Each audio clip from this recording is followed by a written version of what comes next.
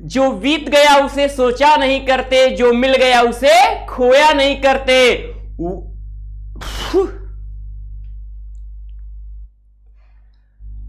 जो बीत गया उसे सोचा नहीं करते, जो मिल गया उसे खोया नहीं करते। सफलता भी उन्हीं को मिलती है, सफलता भी उन्हीं को मिलती है जो वक्त और हालात पे रोया नहीं करते। तो मेरे प्यारे प्यारे विद्यार्थियों, आप सभी का मैं पीयूष आर्या शुभम क्लासेज में बहुत बहुत स्वागत करता हूं। फिर से आप कट कर लेंगे ना? हाँ, फिर से जा रहे करने।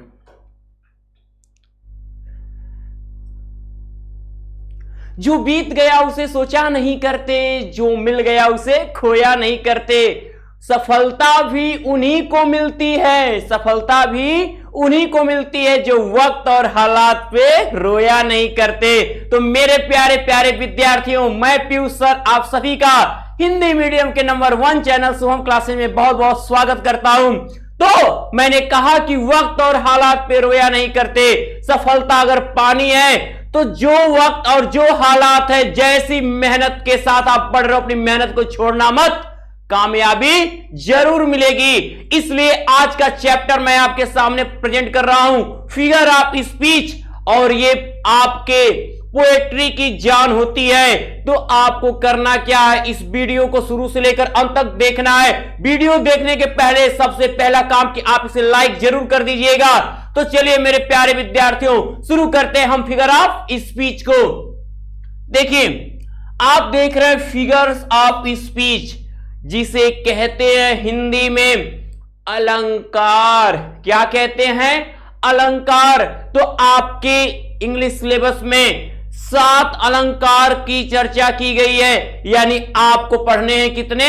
7 अलंकार पढ़ने, 7 फिगर ऑफ स्पीच पढ़ने हैं। होते कई लेकिन पढ़ने आपको 7, जिसमें से पहला आप देख रहे हो लिखा है सिमली। सिमली का मतलब होता है उपमा अलंकार। क्या? उपमा अलंकार। मेटाफर की बात करें तो इसको कहते हैं, दूसरा है आपके सामने, इसको कहते हैं रूपक अलंकार। तीसरा देख रहे हैं पर्सोनिफिकेशन हमने लिखा है, इसको कहते हैं मानवीयकरण अलंकार। मानवीकरण अलंकार बोलते हैं। अब हम चौथा देख रहे हैं, क्या चौथा लिखा है? अपॉस्ट्रोफी लिखा हुआ है, यानी अपॉस्ट्रोफी को कहते हैं संबोधन अलंकार। ठीक है बच्चा, ये है संबोधन अलंकार। एकदम आज को हम क्लियर कर देंगे ताकि आप पोयम में कौन सी लाइन में कौन सी फिगर ऑफ स्पीच है ये रिकॉग्नाइज करने को आएगा, आपको पहचान करना है आपको। तो आप अच्छे से देखिएगा, मैं इसका डिफिनीशन, 7 के डिफिनीशन और 2-2, 3-3 एग्जाम्पल भी आपको बताऊंगा। देखिएगा, ऑक्सीमोरन को कहते हैं विरोधाभास। क्या कहते हैं? विरोधाभास कहते हैं। विरोधाभास अलंकार, विरोधाभास अलंकार।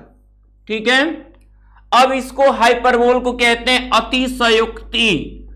अतिशयोक्ति, जिस पर विश्वास न किया जा सके, खूब बढ़ा चढ़ा के। अतिशयोक्ति अलंकार। 7वां आप देख रहे हो, 7वां आपके पास है क्या? अनुमटोपोइया, ध्वनि सूचक अलंकार। ध्वनि सूचक अलंकार। देखिए, देख रहे हैं? अब हम एक एक करके इन 7 के डिफिनीशन की चर्चा करते हैं। बस ध्यान लगाए रहिएगा, क्योंकि पहचानने का तरीका अगर आ गया तो एग्जाम में वही पूछेगा। अब कब पहचान पाओगे? जब आपको डिफिनीशन आ रहा होगा, उनके 2-3 कई एग्जाम्पल्स आप समझे होगे, बहुतों की प्रैक्टिस आपने किया होगा, तब आएगा। तो बेस्ट से बेस्ट देना है। देखो, चाहे 10th हो चाहे 12th हो, सबको पोएट्री पढ़नी है। तो पोएट्री अगर पढ़ रहे हैं तो हम जानते हैं फिगर ऑफ स्पीच को, ये क्या होता है? जो काव्य की शोभा बढ़ाने वाले तत्वों को हम क्या कहते हैं? अलंकार कहते हैं। तो वही उन्हीं तत्वों को पहचानना है, किस लाइन में क्या फिगर ऑफ स्पीच होगी। एकदम ध्यान से देखिएगा। अगले टॉपिक को हम डिस्कस करते हैं। देखिए पहला आपका सिमली दिख रहा है। अब हम बात करते हैं सिमली। देखो तरीका मैं जो बताऊंगा ना, एक डिफिनीशन बताऊंगा दूसरे का याद होगा। देखो किताबी डिफिनीशन बहुत होते हैं, हमको अपने तरीके से डिफिनीशन दे के परफेक्ट जानना है क्या कर सकते हैं, क्या परफेक्शन हो सकता है हमारा, तो उसको ध्यान में रखते हुए मैं आपको बताऊं, हम सिमली और मेटाफर में थोड़ा सा बस फर्क होता है, ठीक है। उपमा और रूपक में आप समझ रहे हो, उपमा में क्या होता है, जहां उपमेय की उपमान से तुलना की जाती है। एक होता है जहां उपमेय को उपमान मान लिया जाता है, तो मान लिया जाता है उसी रूप में ढाल लिया जाता है, यानी रूपक हो जाता है। और जहां तुलना होती है वहां पे हमारा उपमा होता है। तो हम बात करेंगे सिमली उपमा अलंकार की, ठीक है। तो यहां पर होता क्या है, दो वस्तुएं होती हैं, दो वस्तुएं, और दोनों वस्तुएं अलग अलग होती हैं, और उस एक वस्तु की दूसरे वस्तु से हम क्या करते हैं, तुलना करते हैं। बस इसी चीज को कि दो अलग अलग वस्तुओं की तुलना की जाती है, खत्म बात, परिभाषा खत्म, कुछ नहीं है, एकदम कुछ नहीं, बस याद तो करना है। बस यहां स्टार्टअप कैसे करेंगे देखना, हम यहां लिखेंगे कि इन सिमली,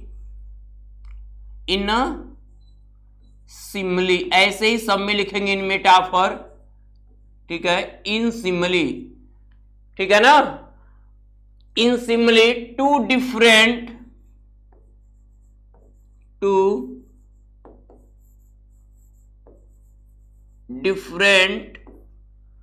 ऑब्जेक्ट्स,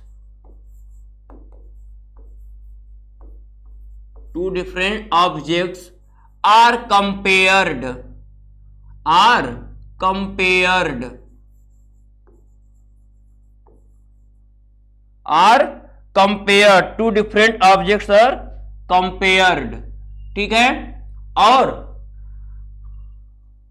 और क्या होता है, इस the words of comparison as like so are used, ठीक है।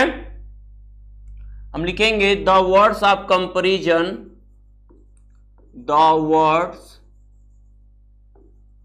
Of comparison, the words of comparison as like and so are used, ठीक है। In simile two different objects are compared, ठीक है। The words of comparison as like and so are used, इसमें as, जिस line में, जिस poem की line में एज, लाइक, सो और जस्ट भी दिख जाए तो आप समझ लेना कि वो क्या है, सिमली है। तो दो अलग अलग वस्तुओं की तुलना की जाती है। यहीं पर सेम डिफिनीशन मेटाफर से देखिएगा, हम लिखेंगे कि in metaphor two different objects, एकदम सेम लिखते जाओ, two different objects are supposed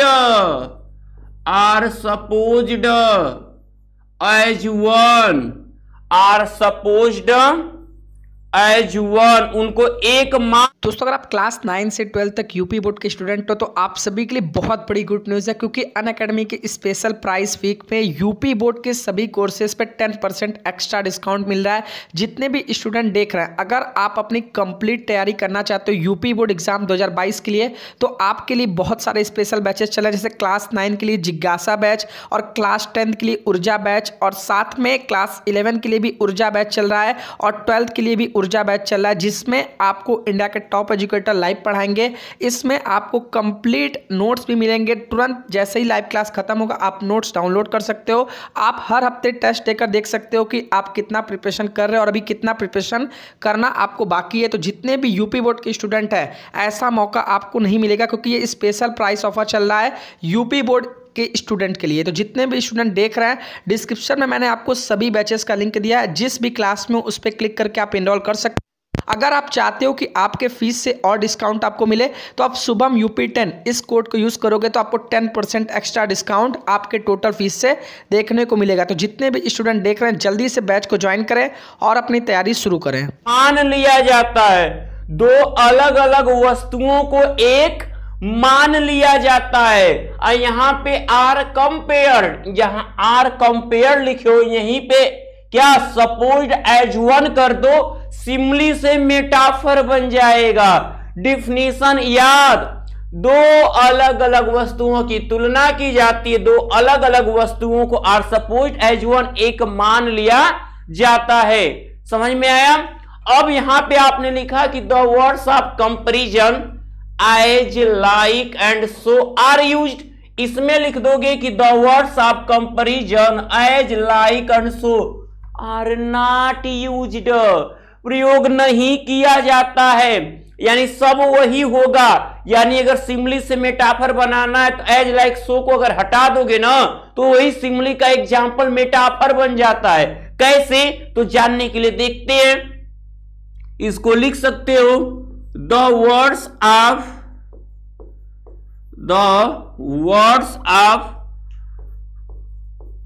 comparison, the words of comparison as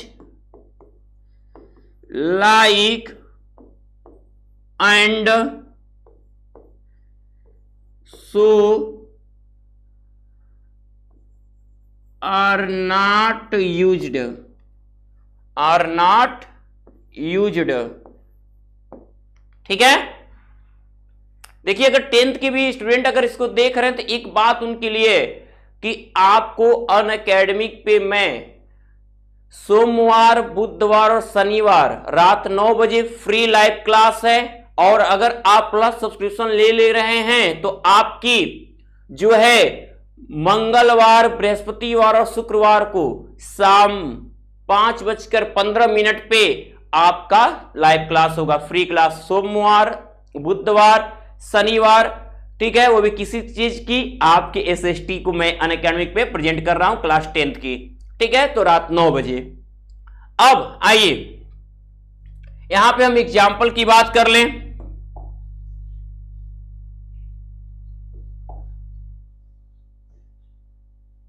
देखिए हम लेते हैं एग्जाम्पल यहां पे आपके लिए। अब एग्जाम्पल ले रहे हैं, अब इसमें हम क्या लिखना चाह रहे हैं? हम लिख रहे हैं, लिखें लाइफ इज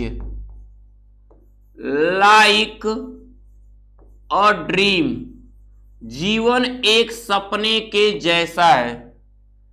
ठीक है, जीवन क्या है? अब यहां पे लाइफ की तुलना ड्रीम से की गई है। लाइफ और ड्रीम दो अलग अलग वस्तुएं हैं और दोनों अलग अलग वस्तुओं की क्या है, कंपेयरिंग की जा रही है कि जो जीवन है वह सपने की तरह है, यानी सपना है नहीं। अगर हम कह देंगे कि जीवन सपना ही है तुरंत मेटाफर बन जाएगा। कह रहे कि तरह पहचान देखो, इसमें लाइक आया है। एक एग्जाम्पल और ले लेते हैं, she is lovely, she is lovely as a rose, वह गुलाब जैसी प्यारी है, वो गुलाब जैसी प्यारी है। यानी उसकी तुलना हमने किससे किया है? गुलाब से। हमने ये नहीं कहा है कि वह प्यारा गुलाब है। अगर हम कह देंगे वो प्यारा गुलाब है तो क्या हो जाएगा? तुरंत मेटाफर हो जाएगा। जैसे हम यहीं पर हम मेटाफर का एग्जाम्पल देना चाहते हैं, यहां देखिए एज आया, लाइक आया। अब हम इसी को मेटाफर के एग्जाम्पल बना सकते हैं। हम लाइक को हटा दिए, ठीक है, तो हो जाएगा life is a dream, life is a dream, जीवन एक सपना है, जीवन एक सपना है। इसको लिख सकते हैं कि सी इज अ लवली रोज, वह एक प्यारा गुलाब है। ठीक है, अब देखिए, अब यहां पे आप बताओ कि सिमली और मेटाफर किसको नहीं आएगा? एक बात और याद रखना, जब निर्जीव को निर्जीव की तरह ही पेश किया जाए, जब सजीव को सजीव की तरह ही माना जाए तो मेटाफर ही होगा। जिस कहें कि hope is poor man's bread, आशा गरीब की रोटी है, तो आशा को भी हम अब्स्ट्रैक्ट ले रहे हैं, गरीब की रोटी को भी, ठीक है। वहां पे अब यहां पर क्या है, किसी हम उसको एक इंसान की तरह, लेकिन वहीं पे कह दें opportunity knocks at the door but once, अवसर दरवाजा खटखटाती है लेकिन एक बार, तो दरवाजा खटखटाने का काम मनुष्य कर सकता है, लेकिन हम अवसर से कह रहे हैं, तो निर्जीव को सजीव पेश करने की कोशिश की गई है, तो वहां पे पर्सोनिफिकेशन होता है। लेकिन जहां पे निर्जीव को भावसूचक या निर्जीव की तरह ही पेश करेंगे वहां ऑलवेज मेटाफर ही होगा, ये बात क्लियर कर लीजिएगा, ठीक है। इसे हम कहें कि love is spices of life, ठीक है, ठीक है। प्रेम क्या जीवन का मसाला है, तो प्रेम को हमने जीवन का मसाला माना है। अब वहां पे किसी मनुष्य की तरह पेश करने की कोशिश नहीं की, इसलिए यहां पर भी क्या है, यहां पर भी मेटाफर है। Kalidas is the Shakespeare of India, Kalidas Bharat के शेक्सपियर हम मान लिए हैं, तो इसलिए यहां पर भी मेटाफर है, ठीक है। The camel is the ship of dessert, ऊंट रेगिस्तान का जहाज है, तो जहां पे मानने की बात होगी तुरंत, लेकिन जहां पे एज लाइक सो से यानी कंपेयरिंग की जाएगी तो वहां पर सिमिली ही होगा, ओके। अब हम आते हैं आपके नेक्स्ट टॉपिक पे, पर्सोनिफिकेशन की बात कर लेते हैं।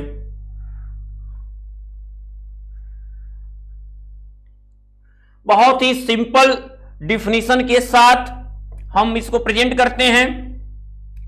हम क्या लिखेंगे, इन पर्सोनिफिकेशन, ये स्टार्टिंग तो करना ही है, इन पर्सोनिफिकेशन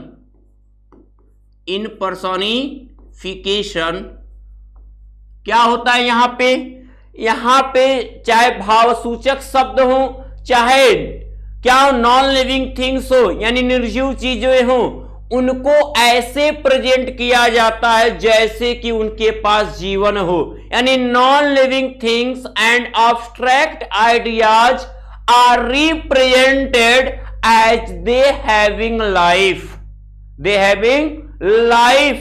और सेंस, जैसे उनके पास जीवन या बुद्धि हो, ऐसे उनके पास ज्ञान हो, वो कोई काम कर सकते, ऐसी दर्शाते हैं हम, ठीक है। तो हम क्या लिखेंगे, in personification non living things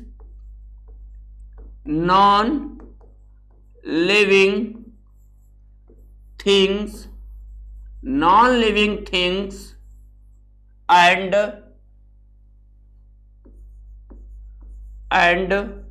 abstract ideas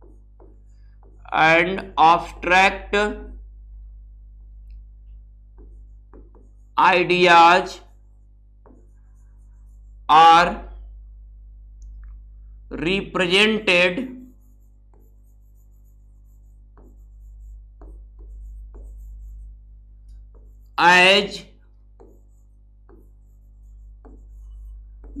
represented as they having life or sense, ठीक है, एज दे हैविंग लाइफ और सेंस। अब यहीं पर इसमें क्या किया जाता, ऐसे प्रस्तुत किया जाता जैसे उनके पास जीवन या बुद्धि हो, ठीक है ना। लेकिन अगर हम यहीं पे बात कर लें किस चीज की, इनके यहां अपॉस्ट्रोफी, इसमें क्या किया जाता है, non living things absent person और एब्स्ट्रैक्ट आइडिया को ऐसे उनको क्या किया जाता है, संबोधित, आर एड्रेस्ड, ऐसे संबोधित किया जाता जैसे कि उनके पास जीवन, वो हमें सुन सकते हो, ठीक है ना। यहां पे क्या किया जाता है, यहां पे प्रस्तुत किया जाता है, दर्शाया जाता है, लेकिन यहीं पर अपॉस्ट्रोफी में बुलाया जाता है। लिखेंगे in apostrophe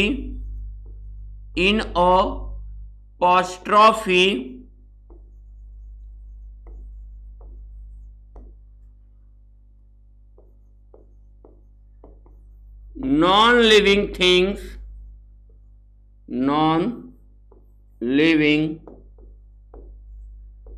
things, abstract ideas, abstract ideas and absent persons, are addressed,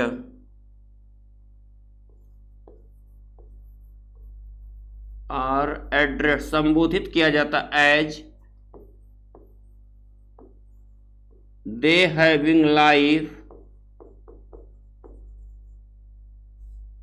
as day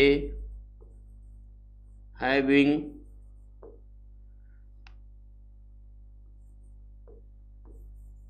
life और सेंस, जो यहां पे था। ठीक है, अब आते हम एग्जाम्पल की तरफ। एग्जाम्पल क्या होना चाहिए इसका? तो अगर हम एग्जाम्पल की अगर बात कर ही रहे हैं तो एग्जाम्पल इसका क्या बनेगा, देखिएगा। अब हम एग्जाम्पल पे आते हैं कि इन पर्सोनिफिकेशन, मानवीकरण अलंकार में नॉन लिविंग थिंग्स, ठीक है, निर्जीव वस्तुओं को या भावसूचक शब्दों को ऐसे प्रस्तुत किया जाता है जैसे कि उनके पास जीवन हो, यानी वो उनके पास ऐसी बुद्धि हो जो मनुष्य के पास हो, वो सुन सकते हो, वो समझ सकते हो हमारी भावनाओं को, ऐसे प्रस्तुत करते हैं। एग्जाम्पल देंगे, क्लियर हो जाएगा। ठीक है, जैसे opportunity,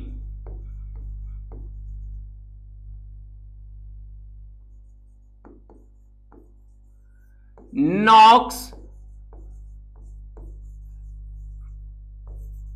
at the door, opportunity knocks at the door but once, opportunity knocks at the door but once। एक और एग्जांपल आपके सामने अगर हम लें, देखिए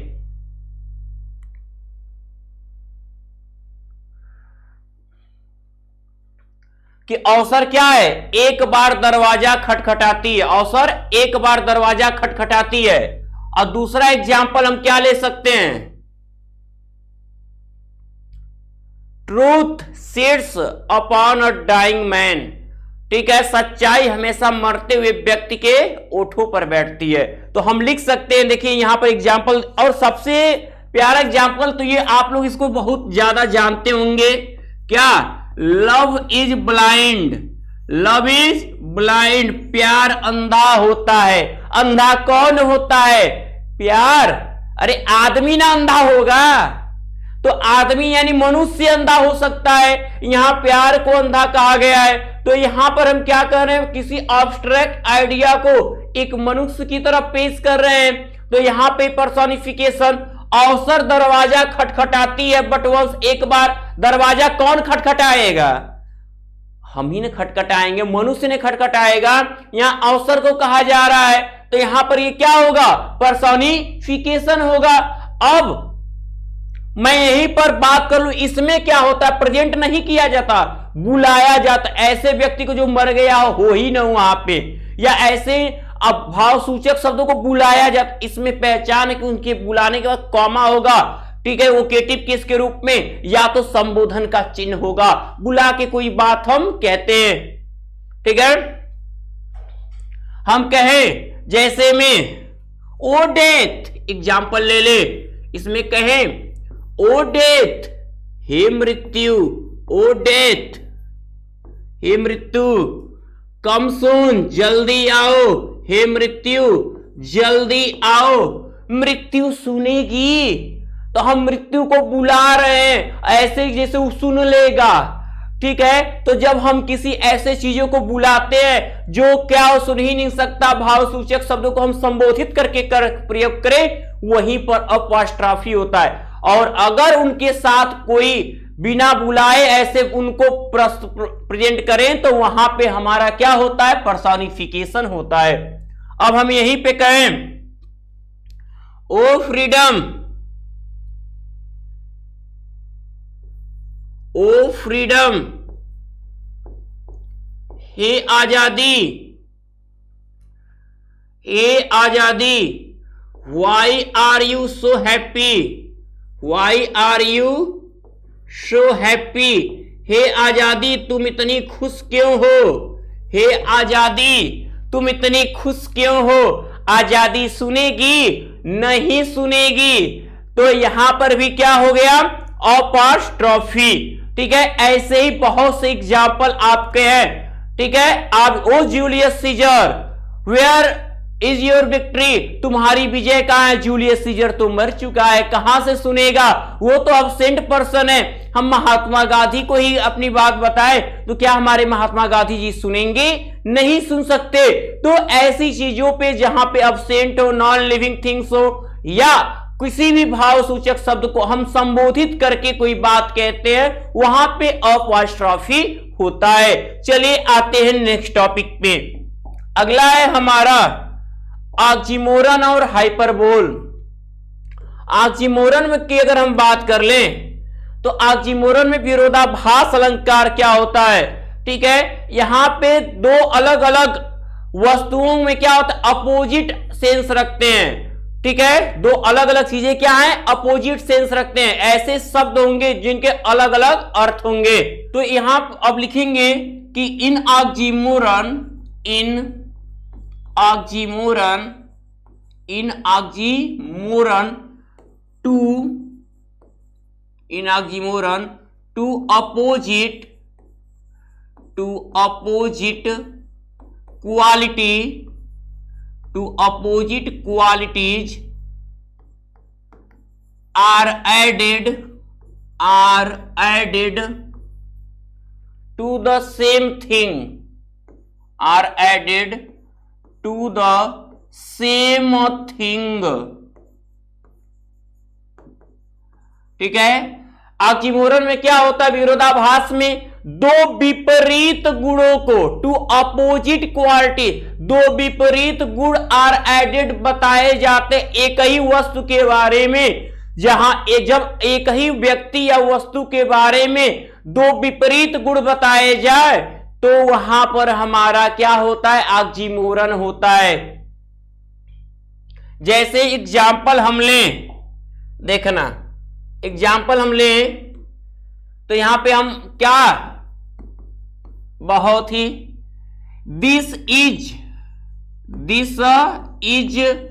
N open secret, this is an open secret, यह एक खुला रहस्य है। ए भैया, अगर ये खुला है, जब खुल ही गया तो रहस्य कहां से रहा? रहस्य का मतलब है जो एकदम छुपा हुआ हो। तो जब ये खुल गया तो रहस्य कहां से? तो अब हम एक ही वस्तु के बारे में ओपन सीक्रेट, दोनों क्या है? एक विरोधी शब्द हैं। तो हम एक ही चीज के बारे में करें ओपन सीक्रेट, तो यहां पर क्या है? यहां पर आपका ऑक्सीमोरन है। अगर हम और एग्जांपल लें, she is feeling, she is feeling sweet pain, sweet pain of love, of love, उसको प्यार का मीठा दर्द हो रहा है, उसे प्यार का मीठा दर्द हो रहा है। यानी क्या? अब बताओ, दर्द हो रहा है वो भी कैसा? मीठा। हमें तो भैया आज तक बस दर्द तीखा ही लगे हैं। आप लोग को कभी दर्द मीठा लगा है? तो अब हम क्या देख रहे हैं? जो अब एक ही दो विरोधी गुण की बात की जा रही, स्वीट की और पेन की, दोनों एक विरोधी क्वालिटी है। तो she is feeling a sweet pain, जिसे ही इज क्या? रेगुलरली इरेगुलर, वो अनियमित रूप से नियमित है। ये भैया, जब वो अनियमित है तो फिर नियमित कैसे है?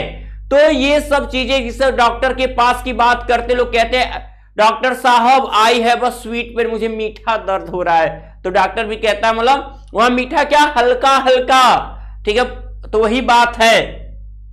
अब हाइपरबोल की बात करते हैं तो हाइपरबोल में हम क्या लिखेंगे? इन हाइपरबोल, इन हाइपरबोल अतिशयोक्ति अलंकार की बातें कि किसी वस्तु को खूब बढ़ाकर किसी वस्तु को खूब गिरा कर बात किया जाए, वहीं पे हाइपरबोल होता है। तो हम क्या लिखेंगे? Things are shown, things are shown, वस्तुओं को प्रस्तुत किया जाता है। Things are shown as greater or less, as greater or less, ठीक है। और better, greater or less, better or worse, better or worse बहुत अच्छा या बहुत खराब, better or worse than they really are, than they really are, वास्तविकता में जैसे वे होते हैं, ठीक है। किसी भी वस्तु को उनकी वास्तविकता से बहुत बढ़ा के, बहुत घटा के, और वेटर बहुत बढ़िया करके, बहुत खराब करके प्रस्तुत किया जाता है। तो जहां पे ऐसा होता है कि in hyperbole things are shown as greater or less, better or worse than they really are, यानी जब किसी वस्तु को उनकी वास्तविकता से बहुत बढ़ाकर, बहुत घटाकर प्रस्तुत किया जाए, वहीं पर होता है हमारा कौन सा फिगर ऑफ स्पीच? ऑक्सीमोरन होता है, ठीक है। एग्जाम्पल ले लें इसका हम, तो ठीक है चलो ले ही लेते हैं। एग्जाम्पल आपके सामने है। अब यहां पे हम क्या करेंगे?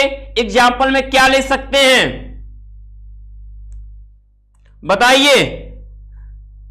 एग्जाम्पल में कुछ ऐसा, लोग कहते हैं ना कि युद्ध में खून की नदियां बह गई, युद्ध में खून की नदियां बह गई, ठीक है।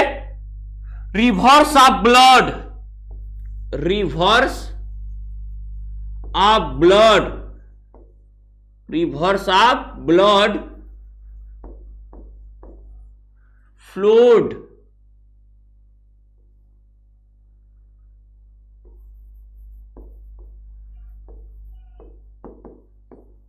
in the battlefield, in the battlefield, reverse of blood in the battlefield, ठीक है। और ऐसे ही she wept ocean of tears, ocean of tears, ठीक है।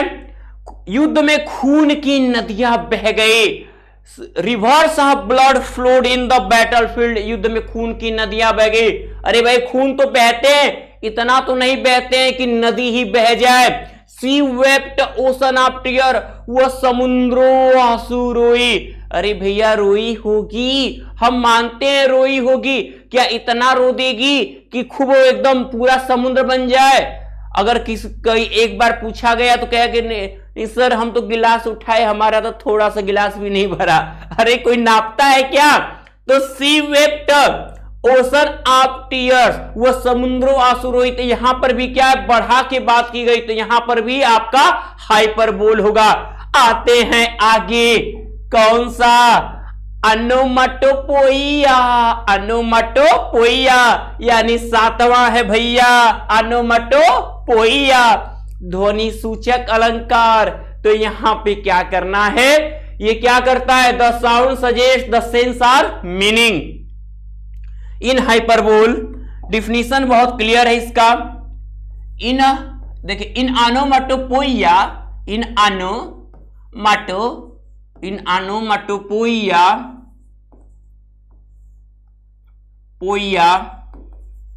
द साउंड suggests the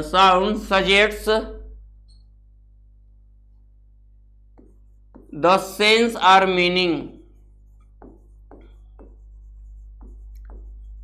यहां पे ध्वनि ही किसी बुद्धि या अर्थ को क्या करती है? बताती है, यानी ध्वनि की ही चर्चा बस होगी यहां पे।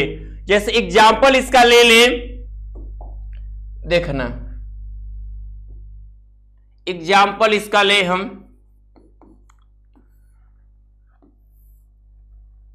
कहते हैं ना कि बीज आर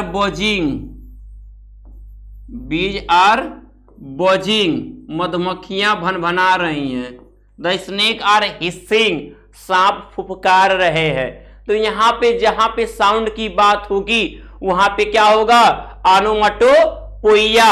और एक बहुत बेटर एग्जांपल अगर इसका हम ले लें तो हम देखिए इसमें आता है आपका कि the guns of hunters snap and crack. The gun of hunters, the gun, कई बार ये पूछा हुआ इसलिए आपको बताना सोचा।